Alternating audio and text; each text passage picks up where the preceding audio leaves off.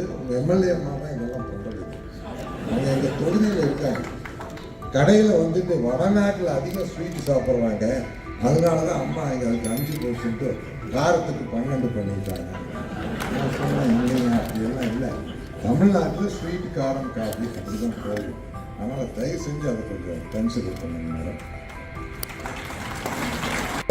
India கூட சேர்த்து நீங்கள் ஏற்றி விட்டாலும் சந்தோஷம்.